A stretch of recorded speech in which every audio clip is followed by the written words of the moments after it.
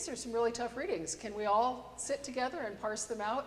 I love you too much to call you only when it's looking ugly, okay? But I will do something that I promised up, down, and sideways in my career. I still don't think I've actually done it, is to start a sermon with a story. There was a psychologist who had 2 daughters, fraternal twins or non-identical twins.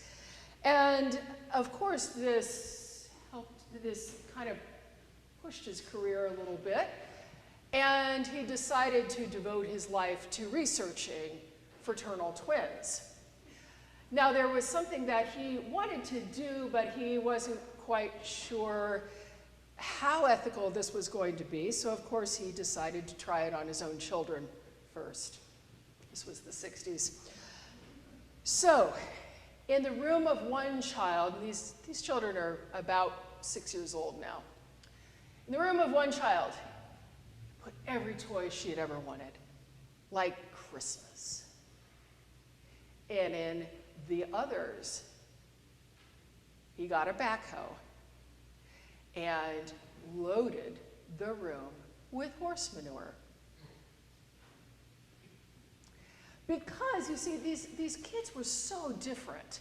And the child whose room had been filled with toys had this really negative outlook, like all the time. She was sort of whining and crying, and life wasn't fair, and blah, blah, blah. And the other one always had this incredibly positive outlook. So I wanted to say, okay, let's just do this extreme and see what happens. So the girls come home from school. They each get a snack, go to their rooms. And he listens for a minute, and he thinks he hears crying. So he goes, and sure enough, it's coming from the room with the girl who'd gotten all the toys. He said, honey, what's wrong? He said, this is terrible. This is my entire Christmas list, and it's only September. What am I going to do? How could I? Closes the door. He hears nothing from the other room except this sort of scurrying sound. He goes into the room. He finds the child just digging and digging and digging and just digging in that horse manure. She's got this big grin on her face. And he said, well, dear, what are you doing? And she comes out, she's all covered, you know, and she says, oh, Daddy, with all this horse poop, there's got to be a pony in here somewhere. Like I said, I swore I'd never start with a joke, but you know, with those readings and with all the sort of funky stuff that's been going around, I thought we could use it. But the real point is, we got to look for the pony. And that's going to be something I might start saying every now and then, is look for the pony. Okay? That's the shorthand for just looking for the pony. Because I think today's readings that are so serious and sad and really kind of a downer, right? I mean, first we have the prophet lamenting just seeing this utter ruin. Utter ruin. Nothing will ever be the same.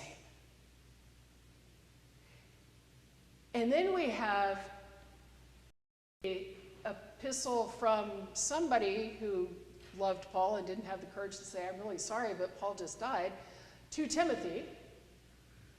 This beautiful letter that he constructs that's basically saying, hold on to your faith, do this, I've given this to you. It's like a spiritual will and testament to Timothy. Do all this, and I love you so much, and I trust you so much, and go forth and spread the faith and be Christ's love. But there's an ending, because Paul's life has ended. And then we have the gospel. This, oh, so problematic, no, I am not going to call John and Jack and Rob gospel.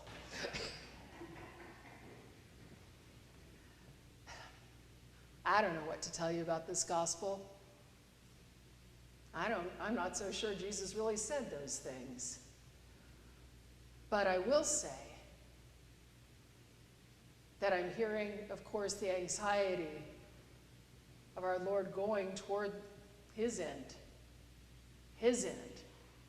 And the apostles also anxious, but they don't quite know why. And of course, there's nothing more fun than unnamed and unidentified anxiety, like, ooh, I feel it, I just don't know what it is. And they say, increase our faith. Where's the good news in that? One little word, our. Not my, but our. Who you are, all of us together. And he says something that sounds impossible. And then he says another thing that sounds impossible, like, Jesus, really? You're talking about slaves? Because, wait, who would actually call the slaves in and say, come and eat? Oh, that would be Jesus. But it says, wouldn't you probably do it this way? Wouldn't you rather do it this way?